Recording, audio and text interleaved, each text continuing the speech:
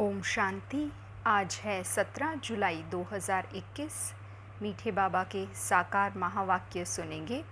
मुरली का सार है, मीठे बच्चे, ज्ञान सागर बाप तुम्हें ज्ञान का तीसरा नेत्र देने आए हैं, जिससे आत्मा की ज्योति जग जाती है। ज्ञान सागर बाप तुम्हें ज्ञान का तीसरा नेत्र देने आए हैं, जिससे आत्मा की ज्योति जग जाती है। प्रश्न है, बाप को करन करावन हार क्यों कहा जा गया है? वह क्या करते और क्या कराते हैं? उत्तर, बाबा कहते, मैं तुम बच्चों को मुरली सुनाने का कार्य करता हूँ। मुरली सुनाता, मंत्र देता, तुम्हें लायक बनाता और फिर तुम्हारे द्वारा स्वर्ग का उद्घाटन कराता हूँ। तुम पैगंबर बन सबको पैगाम देते हो। मैं तुम बच्चों को डायरेक्शन देता। यही मेरी कृपा व आशीर्वाद है। गीत है, कौन आज आया सवेरे सवेरे। ओम शांति। बच्चों ने गीत सुना। हम बच्चों को सवेरे सवेरे जगाने कौन आया है? जो हमारा तीसरा ज्ञान का नेत्र एकदम खुल गया। ज्ञान सागर परमपिता परमात्मा द्वारा हमारा तीसरा नेत्र ज्ञान का खुला है। कहते भी हैं, बाप ज्योति जगाने वाला है, परंतु वह बाप है यह कोई नहीं जानते हैं। ब्रह्म समाजी कहते हैं वह क्षमा है, ज्योति है। मंदिर में हमेशा वह ज्योति ही जगाते हैं, क्योंकि वह परमात्मा को ज्योति स्वरूप मानते हैं। इसलिए वहाँ मंदिर में दीवा जगाते ही रहते हैं। अब यह बाप कोई माचिस से दीवा नहीं जगाते हैं। यह तो बात ही न्यारी है। गाया भी जाता है, ईश्वर की गति मत न्यारी है। तुम बच्चे अब समझते हो, बाप सद्गति के लिए आकर ज्ञान योग सिखलाते हैं। सिखलाने वाला तो ज़रूर चाहिए ना। शरीर तो नहीं सिखलाएगा। आत्मा ही सब कुछ करती है। आत्मा में ही अच्छे बुरे संस्कार रहते हैं। इस समय रावण की प्रवेशता के कारण मनुष्यों के संस्कार भी बुरे हैं, अर्थात 5 विकारों की प्रवेशता है। देवताओं में यह 5 विकार होते नहीं। भारत में जब दैवी स्वराज्य था तो यह बुरे संस्कार नहीं थे, सर्वगुण संपन्न थे। कितने अच्छे संस्कार थे देवी देवताओं के, जो अभी तुम धारण कर रहे हो। बाप ही आकर सेकंड में सर्व को सद्गति देते हैं। बाकी गुरु गोसाई आदि यह तो भक्ति मार्ग में चले आए हैं, जो एक की भी गति सद्गति नहीं कर सकते। बाप के आने से ही सर्व की सद्गति होती है। परमपिता परमात्मा को बुलाते ही इसलिए हैं कि आकर पते दुनिया का विनाश कर पावन दुनिया का उद्घाटन करो व दरवाज़ा खोलो। बाप आकर गेट खुलवाते हैं। शिव शक्ति माताओं द्वारा वंदे मातरम गाई हुई है। इस समय की कोई भी माता की वंदना नहीं की जाती, क्योंकि कोई भी श्रेष्ठाचारी माता नहीं है। श्रेष्ठाचारी उनको कहा जाता है जो योग बल से पैदा हों। लक्ष्मी नारायण को श्रेष्ठाचारी कहा जाता है। भारत में देवी देवता जब थे तो भारत श्रेष्ठाचारी था। इन बातों को मनुष्य तो जानते ही नहीं। वह अपने ही प्लान बना रहे हैं। गांधी भी राम राज्य चाहते थे। इससे सिद्ध है कि रावण राज्य है। भारत पतित है, परंतु राम राज्य स्थापन करने के लिए तो बेहद का बापूजी चाहिए। तो राम राज्य की स्थापना और रावण राज्य का विनाश करे। बच्चे जानते हैं रावण राज्य को अब आग लगनी है। सभी आत्माएं अज्ञान अंधेरे में सोए हुए हैं। तुम जानते हो हम भी सोए हुए थे। बाप ने आकर जगाया है। भक्ति की रात पूरी हुई, दिन शुरू होता है। रात पूरी हो, अब दिन हो रहा है। बाप संगम पर आया हुआ है। बच्चों को दिव्य दृष्टि और ज्ञान का तीसरा नेत्र देते हैं, जिससे तुम सारे विश्व को जान चुके हो। तुम्हारी बुद्धि में बैठा हुआ है कि यह बना बनाया अविनाशी ड्रामा है जो फिरता ही रहता है। अभी तुम कितना जाग गए हो, सारी दुनिया सोई हुई है। अभी तुम बच्चों को सारे विश्व के आदि मध्य अंत, मूल वतन, सूक्ष्म वतन, स्थूल वतन का पता है। बाकी सारी दुनिया कुंभकर्ण की अज्ञान नींद में सोई हुई है। यह किसी को पता नहीं कि पतित पावन कौन है। पुकारते हैं, हे पतित पावन आओ। यह नहीं कहते कि आकर सृष्टि के आदि मध्य अंत का राज समझाओ। बाप कहते हैं, तुम इस सृष्टि चक्र को समझने से ही चक्रवर्ती राजा बनते हो, याद से ही पावन बनते हो। यह भी जानते हो विनाश सामने खड़ा है, लड़ाई भी होनी है। बाकी कौरवों पांडवों की लड़ाई नहीं हुई। पांडव कौन थे यह भी किसी को पता नहीं। सेना आदि की कोई बात ही नहीं। तुम्हारी तरफ है साक्षात पारलौकिक परमपिता। उस बाप से ही वर्षा मिलता है। तुम जान गए हो कृष्ण की आत्मा 84 जन्म भोग अब फिर बाप से वर्षा ले रही है। वर्ल्ड की हिस्ट्री ज्योग्राफी रिपीट होती है। अब तुम बच्चों को विनाश के पहले सतोप्रधान ज़रूर बनना है। गृहस्थ व्यवहार में रहते कमल फूल समान पवित्र रहना है। गाया भी हुआ है भगवानुवाच, गृहस्थ व्यवहार में रहते यह एक जन्म पवित्र बनो। पास्ट इज़ पास्ट, यह तो ड्रामा में नूंद है। सृष्टि को सतोप्रधान बनना ही है। यह ड्रामा की भावी है, ईश्वर की भावी नहीं। ड्रामा की भावी ऐसी बनी हुई है। सो बाप बैठ समझाते हैं। आधा कल्प जब पूरा होता है तब बाप आते हैं। बाप कहते हैं, जब रात पूरी हो, दिन शुरू होता है, तभी मैं आता हूँ। शिवरात्रि भी कहते हैं ना। शिव के पुजारी शिवरात्रि को मनाते हैं। गवर्नमेंट ने तो हॉलिडे भी बंद कर दिया है। नहीं तो कम से कम 1 मास हॉलिडे चलनी चाहिए। कोई को भी पता नहीं शिव बाबा सर्व की सद्गति करने वाला है। वही सर्व का दुख हरता सुख करता है। उनकी जयंती तो बड़े धूमधाम से 1 मास सब धर्म वालों को मनानी चाहिए।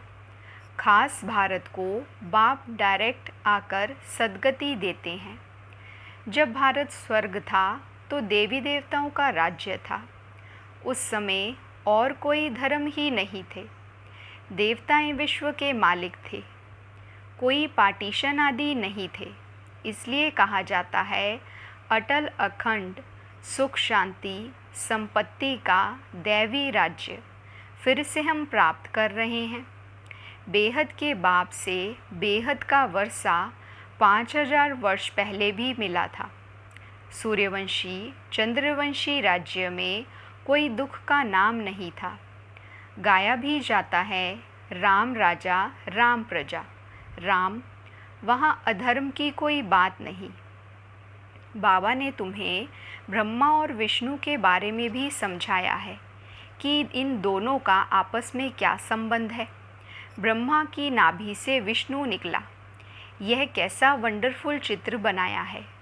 बाप समझाते हैं, यह लक्ष्मी नारायण ही अंत में आकर ब्रह्मा सरस्वती जगत अम्बा जगत पिता बनते हैं, जो दोनों फिर विष्णु अर्थात लक्ष्मी नारायण बनते हैं। बाप बैठ समझाते हैं, जो भी चित्र देखते हो इनमें कोई भी यथार्थ नहीं है। शिव का बड़ा चित्र बनाते हैं, वह भी अयथार्थ है। भक्ति के कारण बड़ा बनाया है, नहीं तो बिंदी की पूजा कैसे हो सकती। अच्छा, फिर ब्रह्मा विष्णु शंकर के लिए भी समझ नहीं सकते। त्रिमूर्ति ब्रह्मा कह देते हैं। ब्रह्मा द्वारा स्थापना, विष्णु द्वारा पालना। यह भी कहते हैं, परंतु ब्रह्मा तो स्थापना करते नहीं हैं। स्वर्ग की स्थापना ब्रह्मा करेंगे? नहीं, स्वर्ग की स्थापना तो परमपिता परमात्मा ही करते हैं। यह आत्मा तो पतित है, इनको व्यक्त ब्रह्मा कहा जाता है। यही आत्मा पावन बन जाएगी और चली जाएगी, फिर सतयुग में जाकर नारायण बनते हैं। तो प्रजापिता ब्रह्मा ज़रूर यहाँ चाहिए ना, चित्र फिर वहाँ दे दिए हैं। जैसे यह ज्ञान के अलंकार वास्तव में हैं तुम्हारे, परंतु विष्णु को दे दिए हैं। नौदा भक्ति में भी साक्षात्कार होता है। मीरा का भी नाम गाया हुआ है ना। पुरुषों में नंबर 1 भक्त है नारद, माताओं में मीरा गाई हुई है। तुम अभी नारायण अथवा लक्ष्मी को वरने के लिए यह ज्ञान सुन रहे हो। तुम्हारा ही स्वयंवर होता है। नारद के लिए भी दिखाते हैं, सभा में आकर कहा हम लक्ष्मी को वर सकते हैं। अभी लक्ष्मी को वरने लायक तुम बन रहे हो, बाकी वह तो सब हैं भक्ति मार्ग की कथाएं। बाप रियल बात बैठ समझाते हैं। लक्ष्मी सतयुग में, नारायण भगत द्वापर में। सतयुग में फिर नारद कहाँ से आया? राधे कृष्ण का ही स्वयंवर के बाद नाम लक्ष्मी नारायण पड़ता है। यह भी भारतवासी नहीं जानते हैं। कितना अज्ञान अंधियारा है। बाप है कल्याणकारी, तुमको भी कल्याणकारी बनाते हैं। अब विचार सागर मंथन करना चाहिए, औरों को भी कैसे समझाएं। तो बाप समझाते हैं कि चित्र आदि कैसे बैठ बनाए हैं। गांधी की नाभि से नेहरू निकला। अब कहाँ वह विष्णु देवता, कहाँ यह मनुष्य। इन सब बातों को तुम बच्चे अब समझते हो। नंबरवार तुमको खुशी रहती है। बेहद का बाप हमको पढ़ा रहे हैं। यह तो कभी सुना नहीं था, क्योंकि गीता में तो कृष्ण भगवानुवाच लिख दिया है। भगवान कब आया, कब आकर गीता सुनाई, तिथि तारीख कुछ है नहीं। कल्प की आयु ही लाखों वर्ष कह देते हैं। कोई की भी बुद्धि में आता नहीं है। अब बाप बैठ बच्चों को समझाते हैं। ब्राह्मणों का झाड़ वृद्धि को पाता रहता है, पाते पाते अनगिनत हो जाएंगे। तुम बच्चे जानते हो वर्ण कैसे चक्र लगाते हैं। हम ब्राह्मणों का वर्ण सबसे ऊंच है। हम हैं भारत के गुप्त सच्चे रूहानी सोशल वर्कर। परमपिता परमात्मा हमसे सेवा करा रहे हैं। हम रूहानी सेवा करते हैं, वह जिस्मानी सेवा करते हैं। तुमको कहते हैं तुम भारत की क्या सेवा करते हो? बोलो हम हैं रूहानी सेवाधारी। स्वर्ग का उद्घाटन करा रहे हैं, स्थापना करा रहे हैं। शिव बाबा है करण करावनहार, जो करा रहे हैं वह करता भी है। मुरली कौन चलाता है? तो कर्म करता है। तुमको भी सिखलाते हैं कि ऐसे चलाओ। महामंत्र देते हैं मन मना भव। कर्म सिखलाया ना, फिर तुमको कहते हैं औरों को सिखलाओ, इसलिए करण करावनहार कहा जाता है। तुम बच्चे भी यही शिक्षा देते हो। बाप को याद करो और वर्षे को याद करो। यही तुम बच्चों को पैगाम पहुंचाना है। ऐसे नहीं दूसरे को पैगाम दे और खुद याद में ना रहे, फिर क्या होगा? दूसरे पुरुषार्थ कर ऊंच चढ़ जाएंगे, मैसेज देने वाले रह जाएंगे। याद का पुरुषार्थ ना करने से इतना ऊंच पद नहीं पाते हैं। दूसरे याद की यात्रा से पावन बन जाते हैं। जैसे बाबा बांधेलियों का मिसाल देते हैं, वह याद में जाती रहती हैं, बगैर देखे भी पत्र लिखती हैं। बाबा हम आपके हो चुके हैं, हम पवित्र ज़रूर रहेंगे। तुम बच्चों की है बाप से प्रीत बुद्धि। तुम्हारी भी माला बनी हुई है। विष्णु की माला और रुद्राक्ष की माला में ऊपर है मेरु।